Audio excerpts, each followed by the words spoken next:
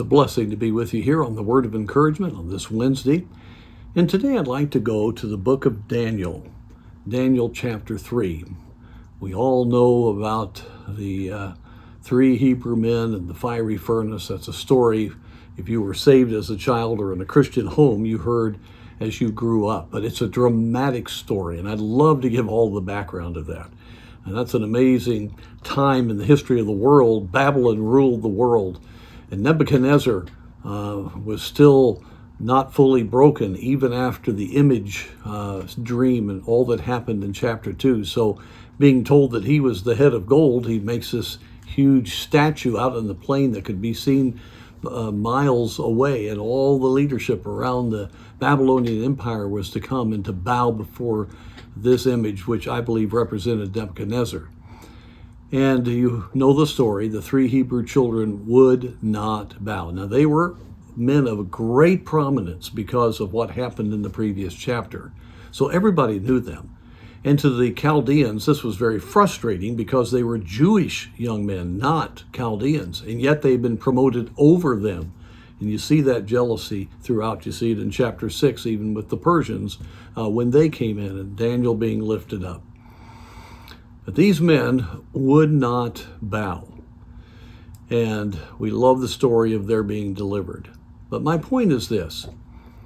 We've got to ask God to help us not let the fear of man stop us from doing what is right.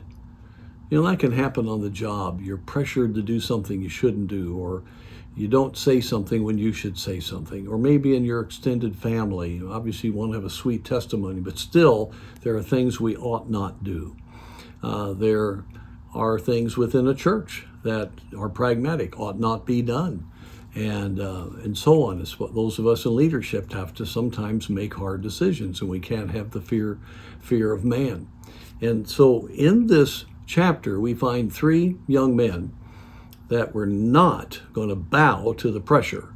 And because of that, they were literally thrown into the fiery furnace. And my, what a testimony when they were not burned.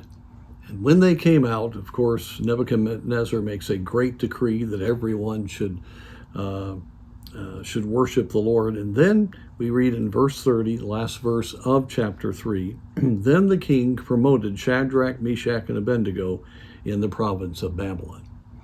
Now, it doesn't always work out like this, but in some ways, I should say, it always does. What I mean by that is, when we do right, what we think will destroy us makes us. Now, sometimes in human affairs, it's amazing. It's contradictory. Same thing happened for Joseph. He did right. He was thrown in the dungeon with Potiphar's wife. Nothing made sense, but all of that gave him the opportunity to then have the ruling throne there in Egypt and to be the deliverer of Israel. And you can see that throughout the Old and New Testaments, and you can see it in history, how men that would not bow to the pressure of mankind, it looked like it was going to destroy them, but God brought great good. When we humble ourselves, that's when God lifts us up. And it's contradictory to human wisdom. Sometimes it's our influence. Sometimes it's spiritual lifting of us up. Sometimes God does some wonderful things that are very encouraging, how he does things that seem contradictory to what would have happened. I've seen men take a stand on the job, and then God used that for great good. I remember one man who was right at the top of a major company, one of the largest in America, Fortune 500 company, and they asked him to be the president, but he would have to move away from the church that he was in. I was pastoring there, and he just quit. And I thought, oh my, they pressured him and everything, and he went for a few months, and then he ended up being the leader of another major company in which he could be right where God had called him. He put the local church, by the way, through his job, before his job, and God honored him and lifted him up. It can be in a number of different ways, but we need to believe that doing right and standing for the Lord is more important than self-promotion. And even though it seems contradictory, if we'll trust the Lord, what we think will ruin us will make us personally for walking with him and you never know what's going to come out of that for his glory. We need to trust him with all of our hearts. He knows what he's doing. He knows the beginning from the end. And so let's look at the example of these men and be encouraged that God is on the throne.